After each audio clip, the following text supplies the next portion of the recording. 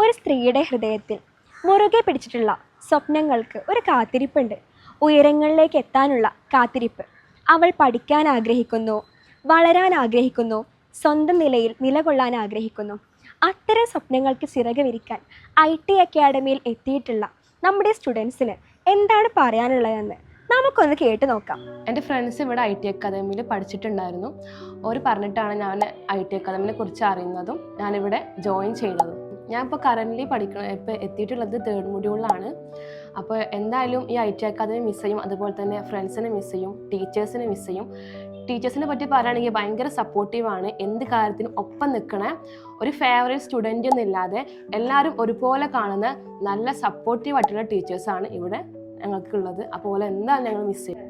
ഇവിടെ സിലബസിന് പുറമെ skill oriented class, spoken English class, computer class, ഇങ്ങനെ അഡീഷണലി ഇങ്ങനെ ക്ലാസ്സുകളാണ്. എൻ്റെ കസിന് വഴിയാണ് IT അക്കാദമിയിൽ എത്തിയത്. നല്ലൊരു എക്സ്പീരിയൻസ് ആയിരുന്നു IT അക്കാദമി എത്തിയിട്ട്. എനിക്ക് ടീച്ചേഴ്സ് ആയാലും അടുത്ത സ്റ്റുഡൻ്റ് ആയാലും ഭയങ്കര കമ്പനി ആയിരുന്നു.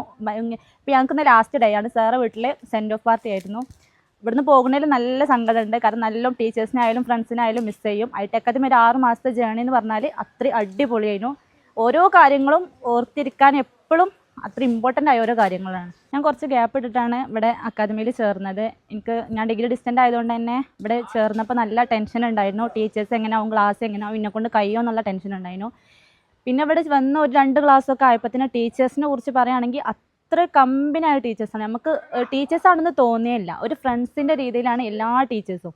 അതിന് ഓഫീസ് സ്റ്റാഫ് ആയിക്കോട്ടെ, എല്ലാ ടീച്ചേഴ്സും ഞങ്ങളായിട്ട് അത്രയും കമ്പനിയാണ്. ഞങ്ങൾക്കൊരു ടീച്ചേഴ്സിൻ്റെ ഫീലേ തോന്നലില്ല. പിന്നെ സാറെ കുറിച്ച് പറയുകയാണെങ്കിൽ നിഷാദ് സാർ എന്ന് പറഞ്ഞാൽ, നിഷാദ് സാർ ഓരോ ക്ലാസ്സും ഓരോ ദിവസം മെച്ചപ്പെട്ട് വരിക. അത്രയും കൂടുതൽ ഇമ്പ്രൂവ്മെൻറ്റ് ലൈഫിലുണ്ടായിട്ടുണ്ട്. എനിക്ക് ഭയങ്കര ടെൻഷൻ ഉണ്ടായിരുന്നു, ജോലി എന്നെക്കൊണ്ട് പറ്റുമോ, എന്നെക്കൊണ്ട് ചെയ്യാൻ കഴിയുമോ എന്നുള്ള ടെൻഷൻ നല്ലോണം ഉണ്ടായിരുന്നു. അതൊക്കെ ഓരോ ക്ലാസ് കേൾക്കുമ്പോഴും കഴിയുമ്പോഴും എൻ്റെ കോൺഫിഡൻസ് ലെവലാണെങ്കിലും നല്ലോണം ഉയർന്നു.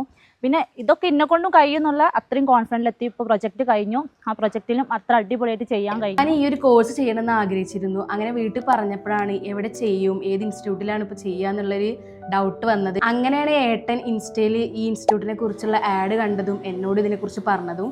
അങ്ങനെ ഞങ്ങൾ ITIക്ക് വിളിക്കുകയും ഭയങ്കര ഫ്രണ്ട്ലി ആയിട്ടാണ് ഇവിടുത്തെ ടീച്ചേഴ്സ് സംസാരിച്ചത്. അങ്ങനെ ഇവിടെ വന്ന് നോക്കാനും ക്ലാസ് റൂം കാണാനൊക്കെ പറഞ്ഞ് അങ്ങനെ ഞങ്ങൾ ഇങ്ങോട്ട് വരാൻ പറഞ്ഞു. അങ്ങനെയാണ് ഞാനും ഏട്ടനും ഇവിടെ വന്നതും.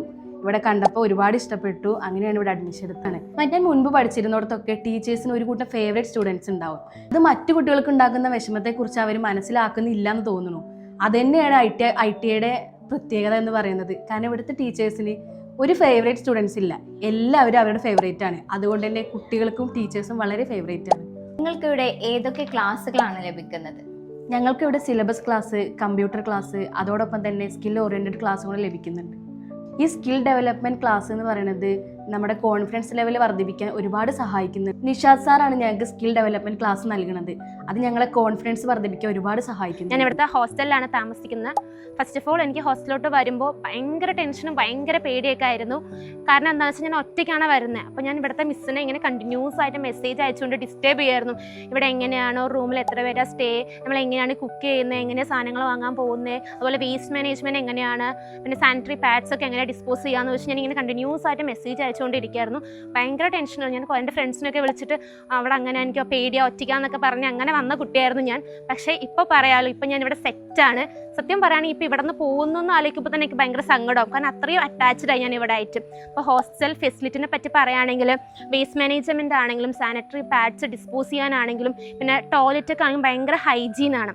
ഹൈജീൻ ഇവിടെ 100% ആണ്. അതുപോലെ തന്നെ വേസ്റ്റ് ഡിസ്പോസ് ചെയ്യാനുള്ള ഫെസിലിറ്റീസ് ഇവിടെ ഉണ്ട്. പിന്നെ പ്രത്യേകിച്ച് എടുത്തു പറയേണ്ട കാര്യം എന്താണെന്ന് വെച്ചാൽ എനിക്കിവിടെ വന്നിട്ട് ഒരിക്കലും ഹോസ്റ്റൽ ഫീൽ ഇവിടെ കിട്ടിയിട്ടില്ല.